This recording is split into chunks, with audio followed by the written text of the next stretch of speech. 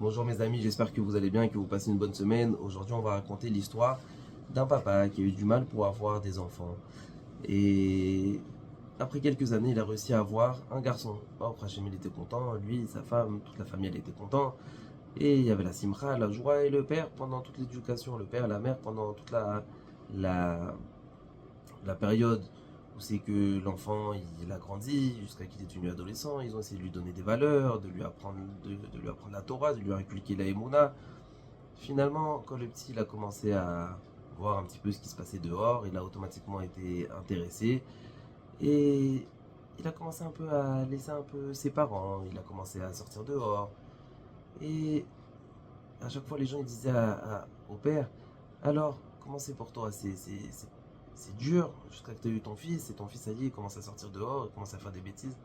Bon, comme un bon papa, comme une gentille maman, ils vont prendre la défense de leur fils. Ils vont dire non, ça va, c'est une période, ça va passer. De toutes les manières, avec tout ce qu'on lui a appris, maintenant il est dans la Torah, il a rien fait de grave. Jusqu'au moment où c'est que le psy il a commencé à, même ces limites-là, il a commencé à les franchir. Alors si à l'époque, eh ben, le petit il mettait les tefilines et il venait à la synagogue, et ben, le petit il a arrêté de venir à la synagogue, il a arrêté de mettre les tefilines. Et là, encore une fois, les gens ils viennent chez le papa et la maman. Alors, comment vous êtes, toi? Maintenant, il a franchi cette limite.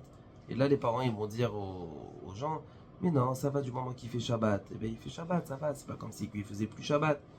Quelques temps ils sont passés. Là, le petit, même Shabbat, il va plus faire. Donc là, les gens ils vont revenir. Bon, ils étaient un petit peu lourds, les gens. Et les gens ils vont venir chez les parents. Et ils vont dire aux parents, alors voilà, maintenant, même Shabbat, il fait plus, il a franchi cette limite. Et les parents vont dire, bon, ça va, c'est pas comme si il faisait pas Kippour. Il fait toujours Kippour. Au moins, il a cette base de Yom Kippour. Et il va arriver le moment aussi que le petit, même Kippour, il va arrêter de le faire. Il va manger pendant Kippour. Il n'y a plus de cacheroute, plus de Shabbat, plus Kippour. Les gens, ils vont venir chez les parents.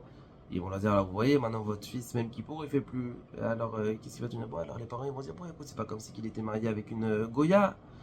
Au moins il a ça, au moins il veut faire une famille juive.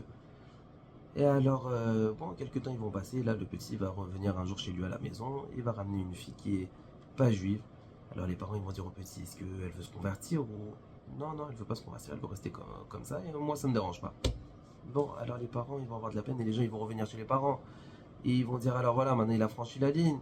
Il- Vous avez vu il sort avec une Goya, il va se marier avec une Goya. Alors les parents ils vont se dire, bon écoute, le petit au moins il respecte ses parents, il vient toujours à la maison. C'est une morale énorme. Ça veut dire quoi? Ça veut dire que les parents toujours ils vont chercher des circonstances atténuantes pour défendre les enfants. Et bien c'est exactement ce qui se passe avec nous à Hachem pendant Kippour, pendant Rosh Hashanah, pendant Elul. On fait des bêtises, mais finalement on fait voir à Hachem, peut-être on a fait plein de bêtises, mais finalement on revient à la maison. Alors par rapport à ça, sois gentil avec nous. Une bonne année, Shana Tov U'Metuka.